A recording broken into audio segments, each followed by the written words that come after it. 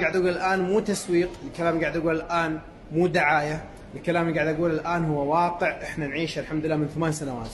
أغذية DXN تشتغل على المناعة، أغذية DXN تشتغل على زيادة الأكسجين في الدم، أغذية DXN تشتغل على رفع الأوكلاين والقلوية في الجسم، وبالتالي مناعة أقوى بإذن الله سبحانه وتعالى. ولما يكون الجهاز المناعي بأفضل أحواله بإذن الله، جسمك وجهازك المناعي اللي الله عز وجل خلقه هو أعظم وسيلة حماية ضد الفيروسات، ضد الميكروبات، ضد الجراثيم، ضد الفطريات، وكذلك ضد مثلا الاختلالات اللي تسبب السرطان أو أي مرض كان.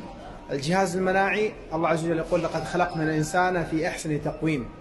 لقد خلقنا الإنسان بكل أجزائه بما فيه الجهاز المناعي في أحسن تقويم، في أحسن صورة، بأفضل وضع مثالي. ولكن لما إحنا نزود جهازنا المناعي وجسمنا بما يحتاجه من غذاء نافع، ونجنب جسمنا السموم والأغذية للأسف المهرمنة والمصنعة والكيميائية والملوثة وما أكثرها في هذا الزمان.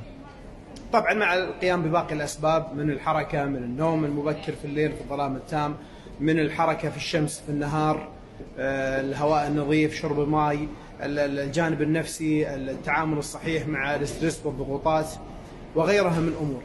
فأرد وأقول: أنصح نفسي وإياكم لأنفسكم لأطفالكم أغذية DXN فيها مميزات كثيرة، لكن أكبر ميزة فيها أنها أغذية نتعامل معها كأغذية مو كأعشاب ولا كأدوية. ناخذها بكل بساطة، ناخذها مرة ومرتين وثلاث مرات في اليوم، ناخذها لوحدها أو مع الأكل أو قبل الأكل أو بعد الأكل أو بأي طريقة شئت، لأنها بالأخير أنت تتعامل مع أغذية عضوية طبيعية آمنة صالحة لكل الناس صغارا وكبارا، أصحاء ومرضى.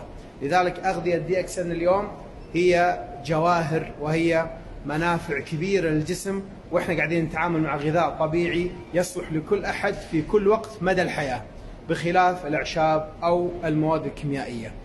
غذوا أجسامكم، أعطوا جسمكم ما يستحقه حتى يعطيكم بإذن الله الطاقة والنشاط والمناعة، ويقوم بكل أدواره بشكل صحيح وسليم. المناعة، رسالتي الأخيرة أقول: المناعة مو بإبرة ولا بحبة، المناعة عدة أسباب طبيعية تسويها، وعلى رأسها الغذاء الطبيعي النافع وتتجنب السموم. المناعة رقم 1 الغذاء الطبيعي المتوازن اللي يميل للقلوية، وأغذية